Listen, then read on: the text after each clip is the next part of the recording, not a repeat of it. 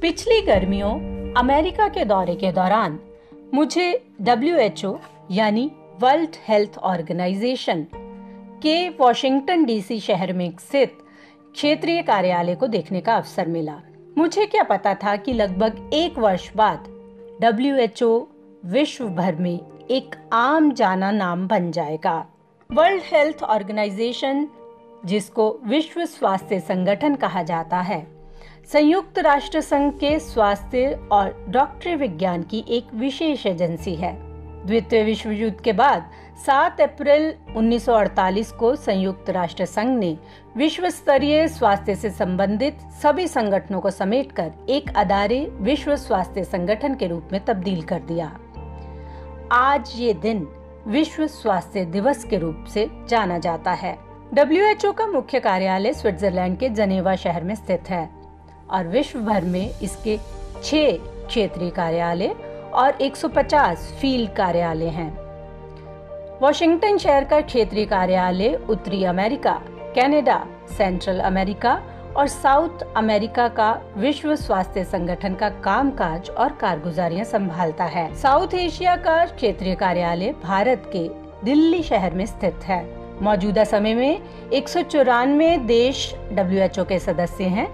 ये सभी देश संयुक्त राष्ट्र संघ के सदस्य हैं। जो देश यूनाइटेड नेशन UN का सदस्य है वह विश्व स्वास्थ्य संगठन का भी सदस्य है और जो नहीं है वह विश्व स्वास्थ्य असेंबली यानी वर्ल्ड हेल्थ असेंबली या WHA में बहुमत फैसले द्वारा इसका सदस्य बन सकता है। WHA विश्व स्वास्थ्य संगठन के अहम फैसले लेती है। ये एग्जीक्यूटिव बोर्ड, जो कि 34 डॉक्टरी और स्वास्थ्य विशेषज्ञों का समूह है, का चुनाव अलग अलग कमेटियों और डायरेक्टर जनरल का चुनाव भी करती है। इस समय विश्व स्वास्थ्य संगठन के डायरेक्टर जनरल टेड्रोस एड्रानम है, जो इथोपिया देश के पूर्व स्वास्थ्य और विदेश मंत्री थे। 5 वर्ष का अपना कार्यकाल 1 जुलाई 2017 को शुरू किया था। भारत संयुक्त राष्ट्र संघ का अक्टूबर 1945 से संस्थापक सदस्य है। इसलिए भारत विश्व स्वास्थ्य संगठन का 1948 से ही प्राथमिक सदस्य है। WHO ने स्वास्थ्य और डॉक्टरी विज्ञान के आविष्कारों और उनको विकसित करने में अहम भूमिका निभाई है। चेचक यानी स्मॉल पॉक्स महामारी को विश्व से पूरी तरह नष्ट करने में, पोलियो जैसी बीमारी को लगभग पूरी तरह खत्म करने, अम्बोला महामारी के टीके इजाद करने में, टेटनस, हैजा, मलेरिया और बहुत सी अन्य बीमारियों की रोकथाम, टीबी, कैंसर और एड्स जैसी बीमारियों के लिए दवाइयां और अब विश्व भर में फैली कोविड-19 महामारी के उपचार हेतु आविष्कार में विश्व स्वास्थ्य संगठन की अहम भूमिका है। विश्व स्वास्थ्य संगठन वैज्ञानिक, आर्थिक और डॉक्टरी सहायता के अलावा मानवीय स्वास्थ्य के मापदंड और स्वास्थ्य सुविधाओं में आई मुश्किलों पर काबू पाने हेतु नेतृत्व भी करता है।